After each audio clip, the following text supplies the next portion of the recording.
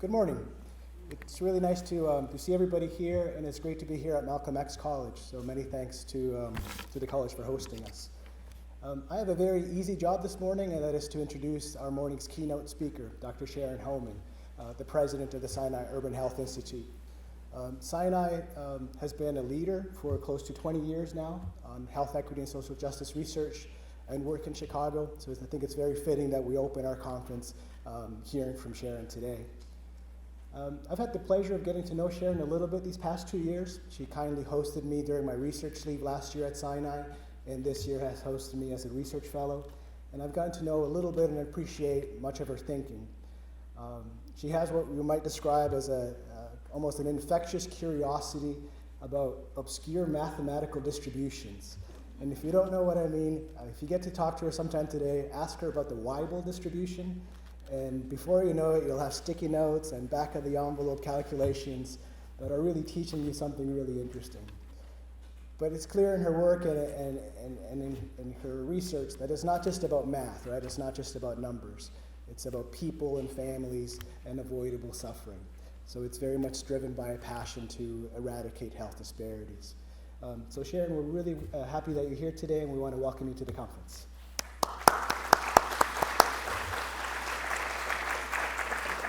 Good morning, everyone, and thank you for the kind introduction, Fernando, and a warm welcome to everyone. I hope that the topic that I've chosen for today, place-based epidemiology, new thinking to drive health equity, will be one that helps you frame your work. So many of the poster presentation topics, the workshops, and the panels that we're going to hear about today, I think you'll see will nicely fit in this social justice health, place-based health kind of framework. So let me begin giving you an overview for today. First, we're going to engage in an exercise thinking about the diversity of viewpoints and the experience and the lived realities among members of a community. And my belief is that it's possible for people to collectively imagine a shared vision, even coming from a diversity of socioeconomic and lived experiences, and that they can hold at least some shared sense of a common good.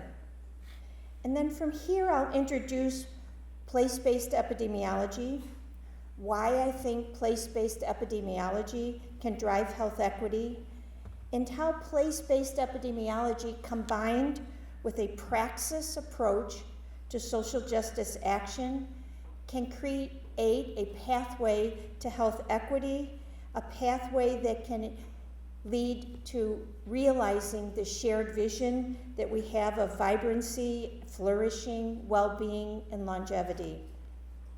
So let's start by each of us thinking of a very familiar place, a place that really matters to us, and thinking for a moment about a typical experience in that place. Maybe it's the neighborhood of your childhood, perhaps your faith community, maybe the loop, maybe it's where you work or study or socialize. And think about the other persons that you encounter in that place. Maybe you overheard someone on a train, or maybe it's your sibling or friend. And when you hear them describe that place and their experience of that place, what do you think about that? How do you relate to that person? What's your common understanding of that place? I'm going to pick North Lawndale. I'm still a newcomer. I've spent more time in North Lawndale in the last 3 years than anywhere else. And each day when I drive or sometimes walk or go to meetings and work in the neighborhood of our community, I wonder what people are doing, what they're experiencing, what they're thinking, and what they're feeling. From the can-do lady who grills at our taco stand across the street from work, who genuinely seems to love every customer, no matter what their disposition is. She happens to be a former school teacher who had to leave the profession because of a severe chronic condition and an inability to access health services. Or how about the friendly guy that I pass every day on Sacramento who sells peanuts? One day I brought him a lawn chair thinking he needed something to rest on. but he just uses it for his peanuts. I misperceived what his needs were. The morning crossing guards that escort the kids across the crazy busy streets in North Lawndale, the Reverend Carolyn Vessel, who's the CEO and president of I Am Able, a force of God in Lawndale, who not too politely informed me that I'm missing what real community listening is. I'm hoping to get there sometime. Reggie Clark, he's the medical assistant who made a cast for my not quite too seriously dislocated thumb, but he works at Sinai afternoon and night shift so he can support himself as a preacher of 2 Black churches. I caught him a few weeks ago. He's already buried 12 children killed by gun violence. And then Dr. Amir Vafa, I was talking with him a couple days ago. He's our Mount Sinai trauma surgeon in the ED. He needs to stop the bleeding in less than 15 minutes when victims are injured by shooters using high-powered rifles, which seems to be the norm of the day. In a recent news interview, he said, velocity changes the nature of the wound. In one patient, the round hit his pelvis, shattering the bone beyond repair. Is there a common vision for North Lawndale among the man who sells the peanuts, the woman we affectionately called the taco lady, Pastor Reggie, Reverend Vessel, Dr. Vafa, the kids? Through the highly engaged quality of life planning process of the North Lawndale Council, called the NLCCC, we have this vision. We envision North Lawndale as a healthy, vibrant community with a diversified and innovative economy, a competitive workforce, engaged citizens, infrastructure that supports long-term sustainability and growth. Such a beautiful vision, but at times in our work at Sinai Health System, it stands in stark contrast to the trauma and the lived experiences of the people who come through our doors. At Sinai Urban Health Institute, we wrestle with how we as epidemiologists can actually help actualize this vision of North Lawndale. What does doing place-based epidemiology in North Lawndale look like? Or in Garfield Park, where the hatchery is growing food startups and growing community? Can place-based epidemiology give us a scientific, yet socially justice-oriented way to inform and evaluate place-based health and economic initiatives? This morning, let's play with the idea that place-based epidemiology can drive health equity. And specifically, let's examine a social justice praxis model that links place-based epidemiology to community-driven action around a vision like that of North Lawndale. Now I want to introduce place-based epidemiology and spend a few minutes about this, and then I'll be integrating these ideas of place-based epidemiology into the Praxis Cycle. The work that I'll share around place-based epidemiology is really the work of Emily LaFlamme and her colleagues at CDPH and her collaborators, many of you that are in the audience here. And there are many opportunities this afternoon to hear Emily's session and Pam Rush's sessions. So many of us that are attempting the Chicago Gun Violence Research Collaborative, we're all attempting to use place-based epidemiology. And why do we want to use that tool? Place-based epidemiology is not another sub-discipline of epi, like my own, maternal child health epidemiology or psychiatric epi. Nor is it just purely applied epi methods. No, place-based epidemiology, it's a way of being, it's a way of proceeding, and it's a way of doing, and most of all, it's being a reflective practitioner and an engaged researcher in that process. So the goal, using Emily's work, the goal is to use quantitative and qualitative data to understand the determinants of health as defined by the community, and to use those data to inform and evaluate place-based initiatives, that is, initiatives that have a focus on a specific geography or on the built, the social, the economic, or the physical environment. The success of place-based work depends upon our commitment to these certain social justice values, or what Emily and her team call the pillars of our work, the pillars that infuse the work we do at every stage of our research, from the data collection to the data analysis to the translation and dissemination of our research findings to the social analysis before we even begin our work. And these pillars are important to embrace if you do the work of place-based epidemiology. These pillars are anti-racism, cultural humility, community engagement, health equity, trauma-informed practice, social and environmental justice, climate resilience, and sustainability. During the presentation, I will share specific applications of some of the thinking of place-based epidemiology, and I'll unfold place-based epidemiology a bit more. I want to go back to the point that place-based epidemiology is a way in which we practice our profession. Think of the word professional, think of the word professor, think of the word of being a public health professor or professional. They're all about the word profess. What is it that we profess?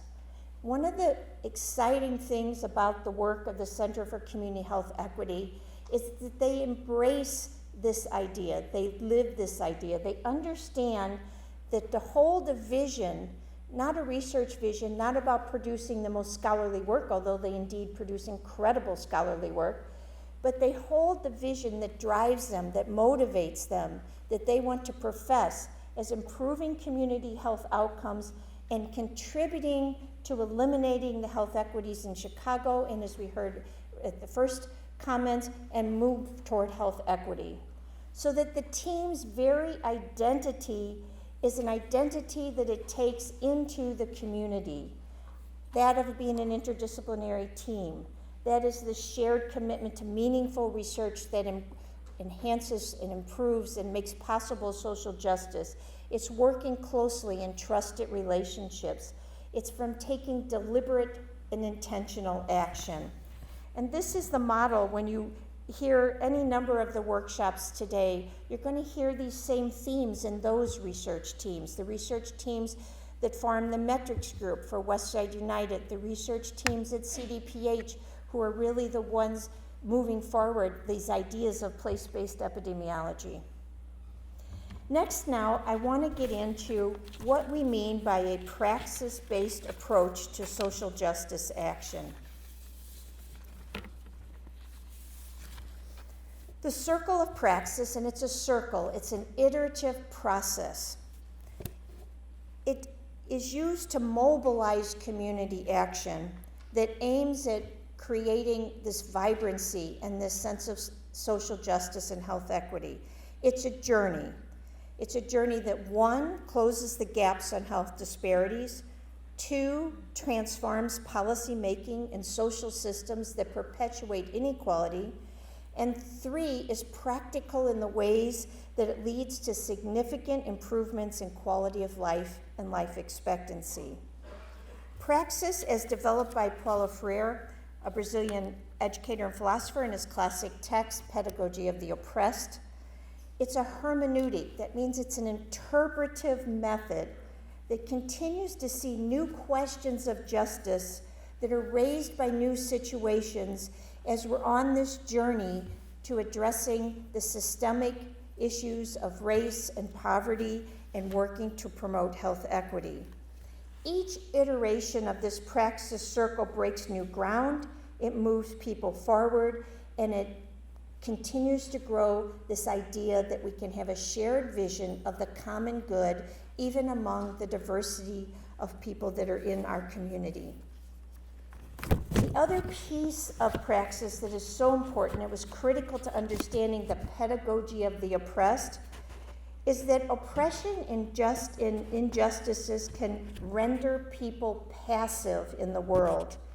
And praxis is the process that calls people to be more active and to take a substantive role in matters of social justice, beginning first with developing critical consciousness about the world in which we live. Praxis informs and mobilizes work for the common good, which then contributes to a sense of a unified whole and a sense of shared responsibility for one another and our environment. So let's go through the elements of the Praxis Circle. Praxis begins right there in the middle. Praxis begins with the lived experience, the reality of the people in the community. And we enter that from the lenses of who we are, our personal identities, our race, our gender, our belief systems, our disciplinary training, our lived experience.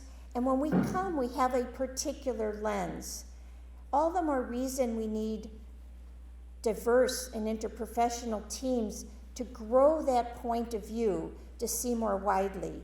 So the first step is to begin to think of ourselves and how we are inserting ourselves into a situation, and then going back to what the Center for Health Equity does, it's about taking an intentional stance, a stance of being committed for a common purpose.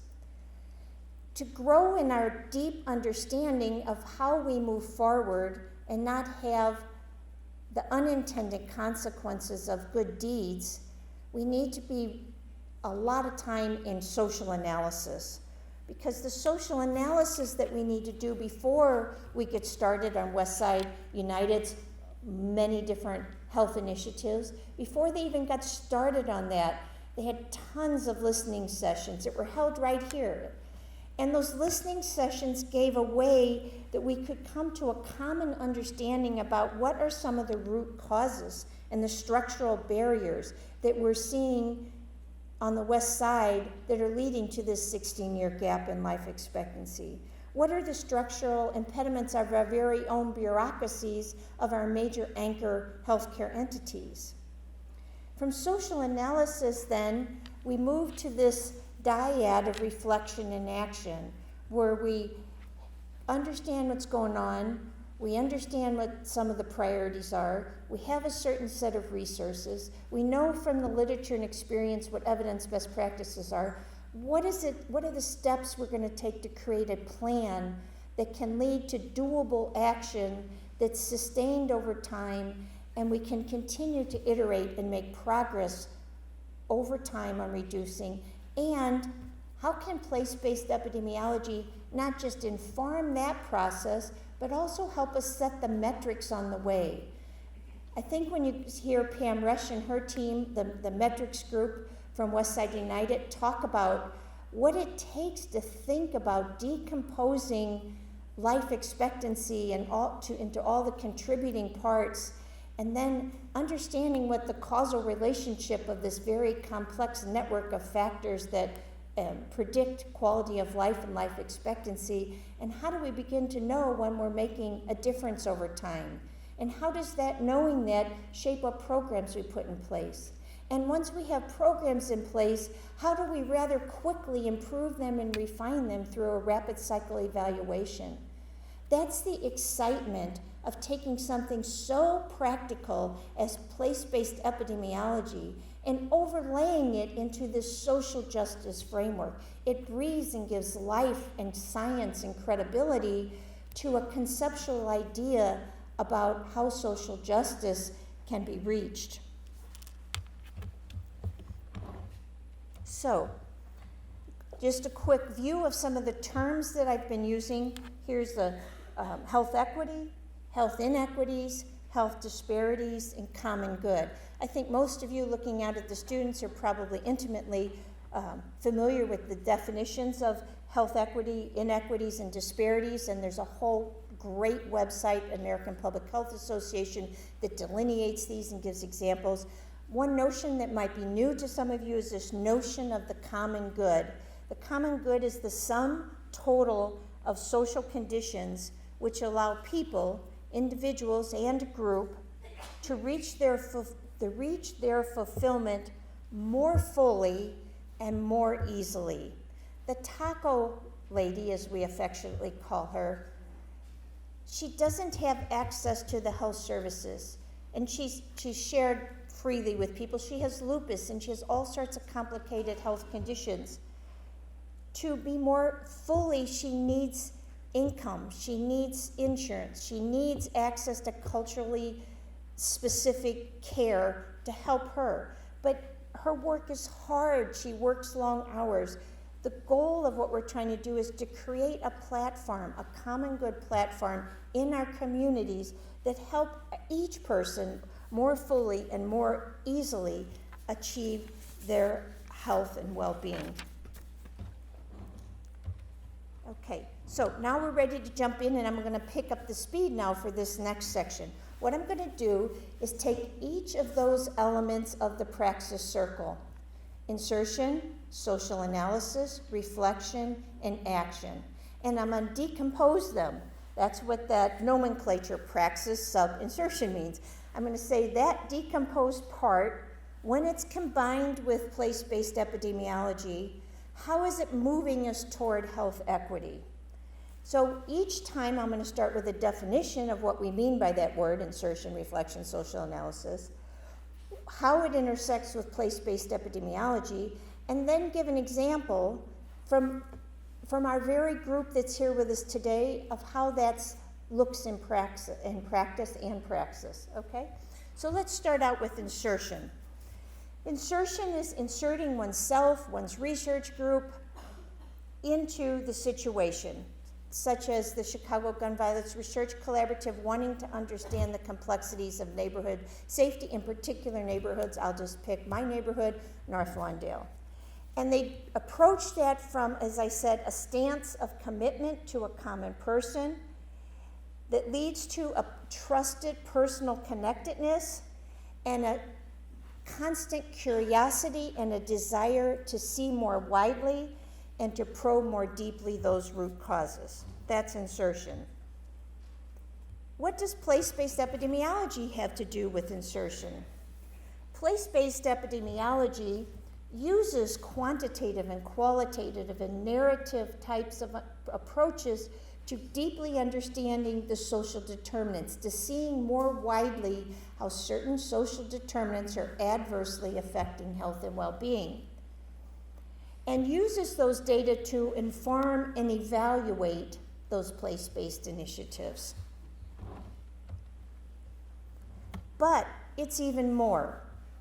Place-based epidemiology is conducted by public health professionals who profess these values that I talked about of anti-racism, culture of humility, and who, two new things I wanted to add to the thinking on this, they invest time, and boy, does it take a lot of time. Those of you, I met a couple of you up front, and we'll hear from you in the panel at the end of today. Those of you who invested 2 to 3 years of your life in the Chicago Gun Violence Research Collaborative, it takes a darn long time to build relationships and to understand what's going on, and then to develop practical methods that can ground you into these real-life experiences. I also said that place-based epidemiology is so important to the insertion piece, how we enter the community, because it's a way of being, our values, our teams. It's a way of proceeding. The way of proceeding is so familiar to those of us in public health. I used, for example, the CDC's community engaged public health approach. The way of proceeding is always a community engaged piece. It's a community engaged piece before you start. It's a community engaged piece when you're doing it. And it's a community engaged piece when you're moving toward some successes and repeating that process again. To give then an example, a real life example, how combining a praxis, this praxis step of insertion with place-based epidemiology yields a good outcome, a movement toward health equity. And that's the work that you'll hear a lot about today, and it'll be part of the closing session. The way that we got started with the research collaborative was to first understand what the community felt about people even wanting to do research and not just do research on the community, but by, for, and with the community.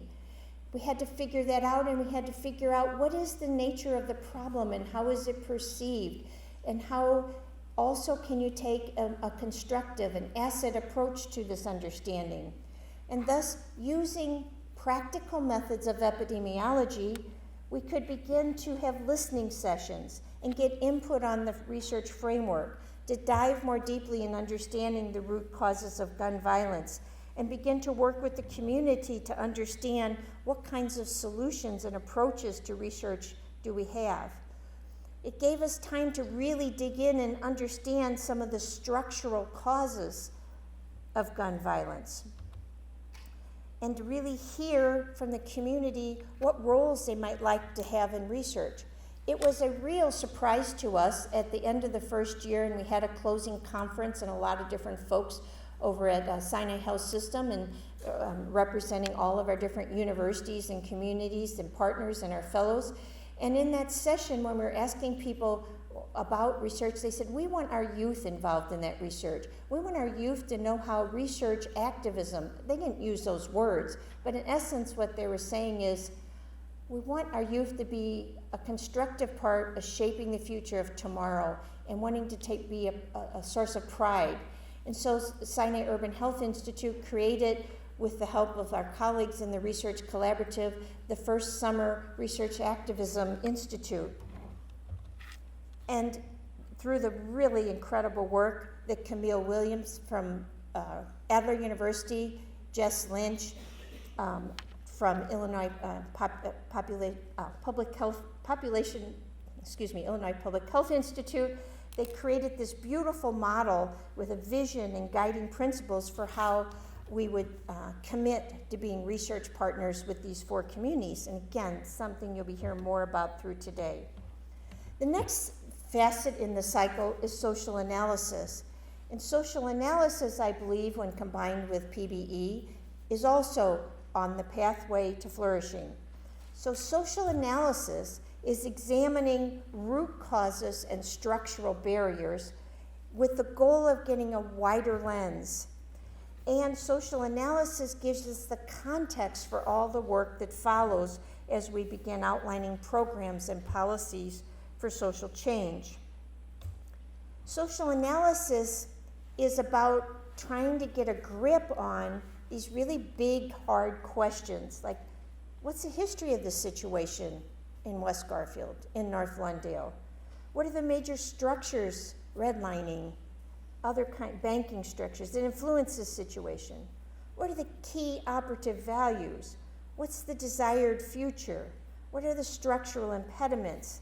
These are hard questions to ask and to answer. But the beauty, once again, of very practical epidemiology is that epidemiologists, yes, they share these common values, and yes, they engage community members, but they also bring an incredible set of skills that enable us to hear the voices from all sorts of people, the unusual voices, the people who may have impediments or disabilities or are vulnerable or less educated, as well as those that are moving and shaking the economy of the community. And epidemiologists know how to then frame these into simpler questions and use modalities of inquiry that are appropriate to getting good answers to those questions. So here's an example of how combining Praxis in the social analysis phase with PBE, place-based epidemiology, has moving us some miles in health equity. Many of you have seen this graphic before, and many people have contributed to stating this problem. There's a life expectancy gap of 16 years between Chicago and the Loop. But no one has done that better than David Ansel, and I'll say Fernando too. But it's until we can visualize, till we can see so clearly on paper what the problem is, you cannot get the movers and the shakers and the stakeholders and the businesses and work across sectors and get their interest in solving this radically challenging health problem. That was the brilliance of the early formulation of the West Side United, and engaging the community in that social analysis using the skill sets of epidemiology to then arrive at priorities, 4 priorities: health and healthcare, neighborhood and physical environment, economic vitality and education, and to decide where we're going to put energy up front. Not surprising, it's in the economy. If people don't have meaningful work and economic opportunity, it's very difficult to start impacting one's health, education, and well-being. Pam Resch and her team will be talking a lot about this afternoon in their workshop, what it now takes getting that mobilized and thinking of the metrics that go with it. Next, I want to move to the combination of reflection and action. So praxis at the reflection stage is about thoughtfully understanding the situation. You're aware of assumptions, you're listening, you're gathering data and information, you're understanding priorities, you're having lots of dialogue and lots of discussion and hopefully lots of clarification so that you come to some agreement on the action steps, the methods, the measures, and the desired outcomes. And then you move those into action. And action is through that deep understanding of the impact of particular determinants of health, gained from narrative and empirical data, that now you're drilling into asking questions about Black maternal mortality, or disparities around food security in our communities. Now you've drilled into that and you can prioritize, and epidemiology gives us tools for that. So I just want to give one example at the stage of reflection and action, how that combined with a place-based epidemiologic approach has led to a deeper understanding of what the issues are and hopefully to what the health equity actions will be. My own team at Sinai Urban Health Institute, before I joined, had received a significant grant largely through the hard efforts of my predecessor, Dr. Steve Whitman, partnership with Chicago Community Trust. I think it was like $1.5 million. I hope I'm not off by that. Anyway, to do one of the most incredible surveys ever, really wanting to understand some of the poorest and most vulnerable communities that we serve on the west and southwest sides, and to look at that in contrast to some of the more well-off communities, and understand health in all of its dimensions: the physical environment, the psychological, the spiritual, the social, and to do that in ways that we use the best of the national metrics so that we can tie to other existing surveys, but at the same time adjust those metrics so that they truly are tapping in to what the community's perspective is. So this was our survey, and our goal was to get hyper-local data so we could understand the nuances of why food insecurity looks so different in North Lawndale than it looks right next door, 2 blocks away in Little Village. So the methodology of the survey is its standard household survey methodology in terms of the complex sampling algorithm and the training of interviews, et cetera. But its design and measures involved high community participation, as well as research expertise and tying to the national validated measures. Here are the communities that we surveyed, and I'm going to focus in I'll give you a little sneak look at some of our findings and why they matter and why they are indeed place-based. I'm going to look at North Lawndale and South Lawndale.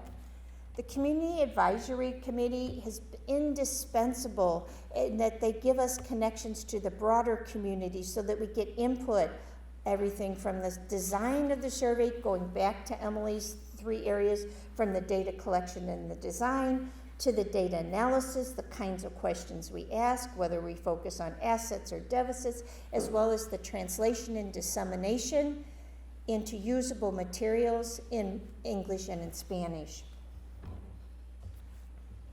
So So let's just look at one sample so you get an idea of why this kind of work is so insightful relative to health equity. Let's look at the issue of food insecurity. Here's the way in which we measured food insecurity, and it comes from nationally validated measures.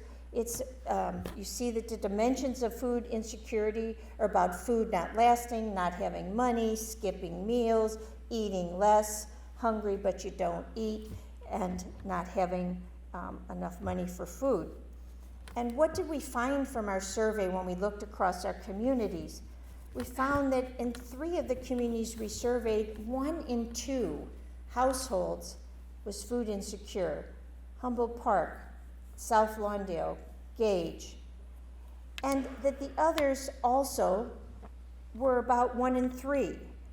But the comparison community was less than 1 in 10. And when we looked at it across racial groups, race ethnicity groups, we saw it was very high in the non-Hispanic Black, higher in the Latinx groups, and lowest in the white. And so you might think, oh, well then when you compare South Lawndale to Little Village, you're probably going to see the worst problems of food insecurity are going to be in North Lawndale. That's a 96% Black population, and it's not, I guess, compared to Little Village. But it's not what we found out at all. And when we did find things out, we had to triangulate that and qualitatively and narratively understand from the community what these findings meant. So let me just share those findings. Here's North Lawndale and Little Village. Who lives in North Lawndale? About 35,000 and a half people. And again, it's largely a 90% non-Hispanic Black population. Who lives in Little Village? Twice as many people, about 72,000. And in this case, it's 80% of Mexican-American origin. What are the characteristics, the social determinant of health characteristics of these communities? North Lawndale, 37% food insecure. Little Village, 45% insecure. We might, in traditional epidemiology needs assessments, or those of you that might be on community health needs assessment teams for your hospitals and health systems, you might just stop there and you say, oh my God, clearly it's a problem of food distribution and food subsidization. We just need to up what we're doing with our pantries, get more food vouchers out, get more people hooked to the different programs in the community, the summer farm programs. That'll solve the problem. But until you really dig deep, then you don't understand. So in North Lawndale, what we heard is that minimum wage makes it difficult to afford to eat healthy. Similarly, in Little Village, you make $10 an hour, but it costs a lot for food.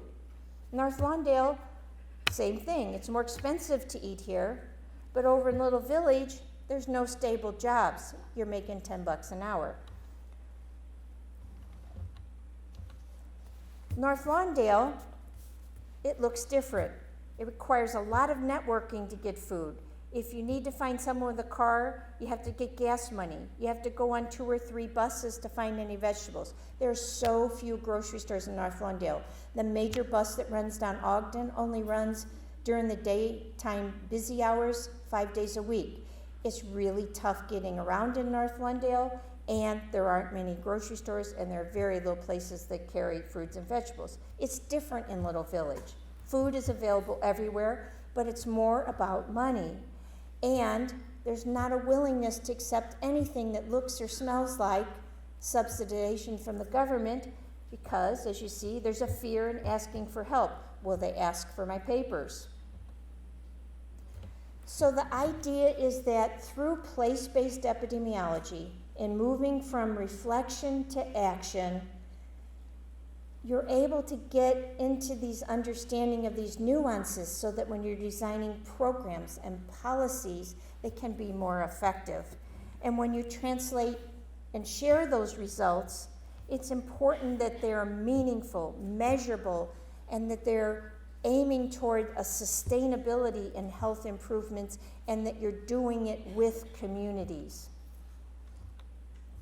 These are some of the types of materials that we've developed at SUI to try to meet the needs of different stakeholders, whether it's the quality of life planning that's going on in Little Village or through the NLCCC, who uses our work freely, or our data being available on the Health Atlas of the city, to publications that are geared toward philanthropists and those that are working in governmental public health, to snapshots in English and in Spanish that help the average resident understand a problem like PTSD and what steps they personally could take to help someone, including themselves, with that problem. So we're very proud of those kinds of materials, and we see that that kind of work takes an incredible amount more time and resources, but it is the kind of work that can really inform the change that needs to occur from a social justice point of view. So I want to close this session with some observations by Dr. Georges Benjamin. Some may recognize that he's the executive director of the American Public Health Association. Some of you may know too. He's a Chicago fellow, grew up here, went to, did his undergraduate work here. And Dr. Benjamin says, we are at a point in public health history in which good intentions, that's what comes a lot out of social justice movements that arise organically in the community, maybe through faith-based kinds of initiatives, in which good intentions, and then over here in the academy and in our public health practice worlds, good science, they're not enough. We have to listen more to the people we serve, have uncomfortable conversations, and increase our push for social justice. Because the biggest threats to health and longevity are preventable diseases. And they are burying us in preventable suffering, and they are indeed crippling our community of North Lawndale.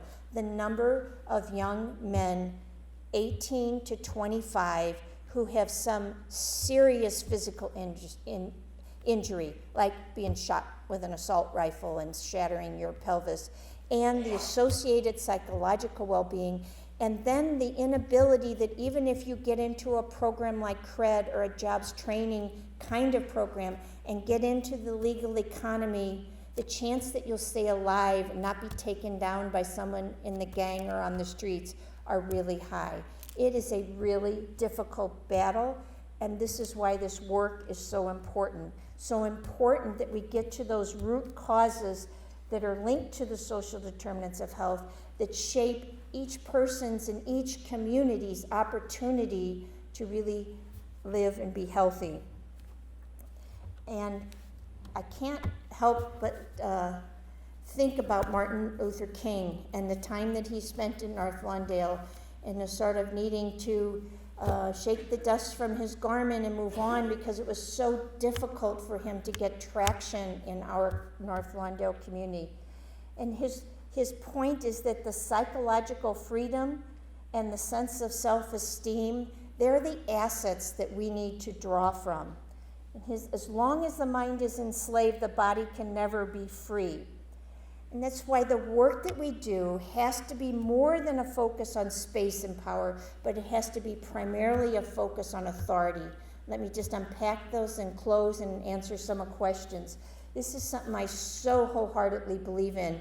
After 30, almost 40 years of working with homeless populations and women in poverty and domestic violence, over and over I see that we do things well with space. That means we optimize their living conditions through food supplements, through home visitings, through good schools, through good services. That is, we create the opportunity where they can be healthy.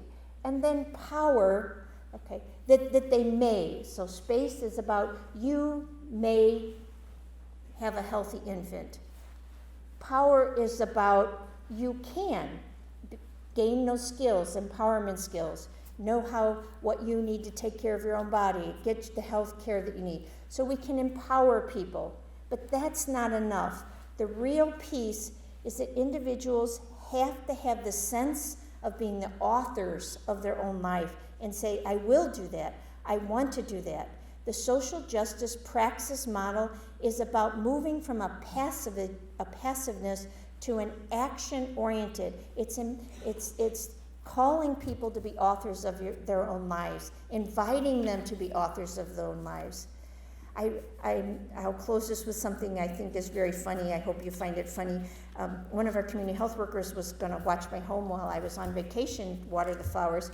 And Madeline's a kind of like tell it like it is person. She started working in our ED with trauma victims. We have a new funded projects to connect people in the ED with the Safer Foundation for Jobs Training. She was working with a young man, he was about 18, and he was moaning and groaning and like so angry and wouldn't let go of it and was just going to go right back out and get himself killed. And Madeline said, she said, you just get the fuck out of that bed and you take control of your life. You, and you know, she spoke truth to power in a way that I never can. It embarrasses me to even say the words right here, right? But each of us in our own way, through our own professional practice. That's Madeline. She's a CHW. Man, I tell you, she makes a difference in the world. In our own ways, we have to speak truth to power. In our own ways, we have to be the authorities of their own lives and have that psychological freedom and that self-esteem and build a world on those assets. Thank you.